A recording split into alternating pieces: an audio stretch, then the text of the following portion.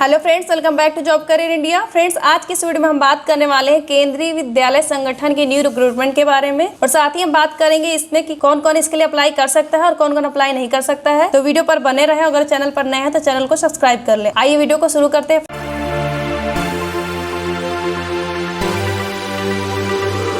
Friends, यहाँ पर आप देख सकते हैं केंद्रीय विद्यालय संगठन की वैकेंसी जारी हुई है। इसी से जुड़ी हुई सारी डिटेल्स हम चेक करने वाले हैं। इसकी सारी डिटेल्स आप jobcareerindia.com पर KVS रिक्रूटमेंट 2022-23 की पोस्ट पर जाकर चेक कर सकते हैं। यहाँ पर आपको इस वैकेंसी से जुड़ी हुई सारी डिटेल्स मिल जाती है। बात करें पोस्ट की, तो ये vacancy teaching and non teaching post पर वैकेंसी जारी की गई है। नंबर ऑफ वैकेंसी की बात करें तो टोटल 13,404 सीटों पर वैकेंसी जारी हुई है। फॉर्म अप्लाई करने की बात करें तो इस फॉर्म को आप 5 दिसंबर से 26 दिसंबर तक अप्लाई कर सकते हैं। जॉब लोकेशन आपकी ऑल ओवर इंडिया रहने वाली है। फॉर्म को आपको ऑनलाइन ही अप्लाई करना होगा। आवेदन फीस की बात करें तो इसका जो एप्लीकेशन फीस है, इसकी एप्लीकेशन फीस हर कैंडिडेट्स के लिए अलग अलग रखी गई है। जैसे कि जनरल, ओबीसी, EWS कैटेगरी के कैंडिडेट्स को यहाँ पर 1,000 रुपए पे करने हैं। SC, ST, PWD के लिए यहाँ पर कोई भी शुल्क नहीं रखा गया है। एज लिमिट की बात करें तो मिनिमम एज लिमिट 30 और मैक्सिमम यहाँ पर 40 एज लिमिट रखी गई है। पेमेंट की बात करें तो इस फीस को आप ऑनलाइन और ऑफलाइन दोनों तरह से पे कर सकते हैं। अब बात करते हैं वैकेंसी की, तो ये जो भर्ती जारी हुई है, ये असिस्टेंट कमिश्नर की पोस्ट के लिए वैकेंसी जारी हुई है। यहाँ पर आप देख सकते हैं। नंबर ऑफ वैकेंसी की बात करें तो असिस्टेंट कमिश्नर के लिए यहाँ पर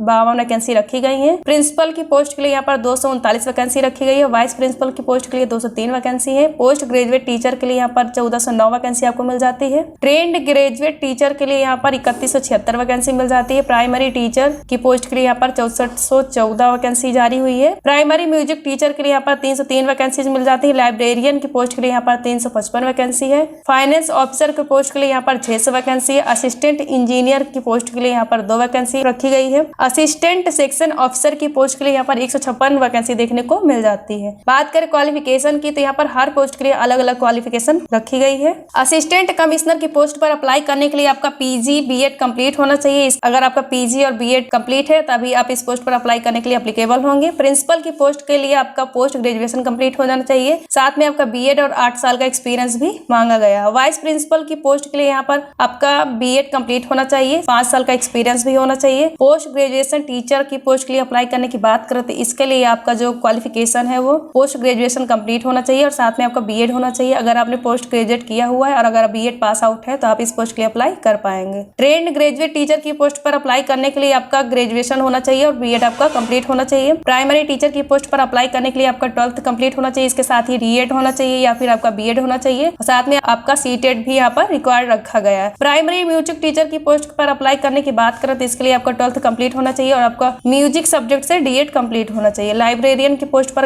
अप्लाई करने के लिए आपका लाइब्रेरियन साइंस में आपकी डिग्री पास आउट होनी चाहिए। अगर आपके पास लाइब्रेरियन साइंस में डिग्री या डिप्लोमा है तो आप इस पोस्ट के लिए यहाँ पर अप्लाई कर पाएंगे। फाइनेंस ऑफिसर की पोस्ट पर अप्लाई करने की बात करें तो इस पोस्ट पर अप्लाई करने के लिए आपका BCom कंप्लीट होना चाहिए या फिर आपका MCom होना चाहिए। अगर आपने BCom किया है तो आप यहाँ पर इसके लिए अप्लाई करने के लिए एप्लीकेबल होंगे या फिर आपका CA होना चाहिए या फिर MBA होना चाहिए। BCom MCom में आपका एक होना चाहिए। साथ ही आपका यहाँ पर CA या फिर MBA होना चाहिए। अगर आपने CA या MBA किया है तो आप इस पोस्ट पर अप्लाई करने के लिए एप्लीकेबल होंगे। असिस्टेंट इंजीनियर की पोस्ट पर अप्लाई करने की बात करें तो इसके लिए आपका BTech कंप्लीट होना चाहिए सिविल इंजीनियर से। असिस्टेंट सेक्शन ऑफिसर की पोस्ट पर अप्लाई करने की बात करें तो इसके लिए आपका सिर्फ ग्रेजुएशन मांगा गया है। अगर आपने ग्रेजुएशन कंप्लीट किया है तो आप इस पोस्ट पर अप्लाई कर पाएंगे। सैलरी की बात करें तो यहाँ पर आपको हर पोस्ट की सैलरी अलग अलग देखने को मिल जाती है। इसके लिए आपको इसके नोटिफिकेशन को डिटेल्स में चेकआउट करना होगा। इसकी लिंक आपको जॉब करियर इंडिया के KVS की पोस्ट पर नीचे मिल जाती है। जैसे ही आप नीचे स्क्रॉल करेंगे तो यहाँ पर आपको सारी लिंक मिल जाती है। यहाँ से आपको इसकी KVS की ऑफिशियल वेबसाइट की लिंक मिल जाती है। यहाँ पर आपको नोटिफिकेशन की लिंक मिल जाएगी। इसके साथ ही अप्लाई ऑनलाइन पर जब आप क्लिक करेंगे तो इसके फॉर्म को अप्लाई करने की भी लिंक आपको मिल जाती है। यहीं से आप इजीली अपने फॉर्म को अप्लाई भी कर सकते हैं। सिलेक्शन प्रोसेस की बात करें तो इन पोस्ट पर सिलेक्शन के लिए आपका सबसे पहले एक रिटन एग्जाम होगा जो कि आपका CBT यानी कि कंप्यूटर बेस्ड टेस्ट होने वाला है। इसके बाद आपका स्किल टेस्ट होगा, इंटरव्यू उसके बाद होगा। इसके बाद आपके डॉक्यूमेंट्स वेरीफाई किए जाएंगे। इसके बाद ही अगर आप एप्लीकेबल हैं तो इसके बाद ही आपका सिलेक्शन होगा। ये यहाँ पर आप देख सकते हैं, ये इसकी ऑफिशियल वेबसाइट है। यहाँ पर आपको KVS से रिलेटेड सारी इन्फॉर्मेशन मिल जाती है। फ्रेंड्स, आपको इन्फॉर्मेशन कैसी लगी हमको कमेंट्स करके हमें जरूर बताइएगा। वीडियो को लाइक और शेयर कीजिए। Thanks for watching.